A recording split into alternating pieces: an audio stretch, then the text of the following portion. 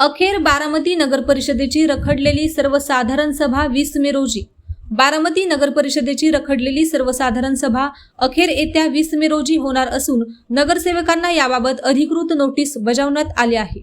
यापूर्वी बुधवार दिनांक 25 मार्च 2026 रोजी सकाळी 11 वाजता ही सभा आयोजित करण्यात आली होती। मात्र बारामती विधानसभा पोटनिवडणुकीच्या पार्श्वभूमीवर लागू झालेल्या आचारसंहितेमुळे ही सभा होऊ शकली नव्हती। त्यामुळे नगर परिषदेचे अनेक महत्त्वाचे विषय प्रलंबित राहिले होते। आता हीच सर्वसाधारण सभा पुन्हा बुधवार दिनांक 20 मे 2026 रोजी सकाळी 11 वाजता नगर परिषदेच्या शरदचंद्र पवार सभागृहात आयोजित करण्यात आली आहे।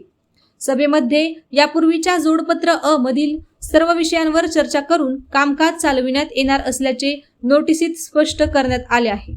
नगर परिषदेच्या विविध विकास कामांपासून आर्थिक मंजुरी, शहरातील पायाभूत सुविधा, प्रशासनिक निर्णय तसेच नागरिकांशी संबंधित अनेक महत्त्वाचे विषय या सभेत चर्चेस येण्याची शक्यता आहे। त्यामुळे या सभेकडे नगरसेवकांसह बारामतीकरांचेही लक्ष लागले आहे। विशेष म्हणजे निवडणुकीनंतर नगर परिषदेची ही पहिलीच महत्त्वाची सर्वसाधारण सभा ठरणार असल्याने सत्ताधारी आणि विरोधक यांच्यात विविध मुद्द्यांवर जोरदार चर्चा होण्याची शक्यता व्यक्त केली जात आहे।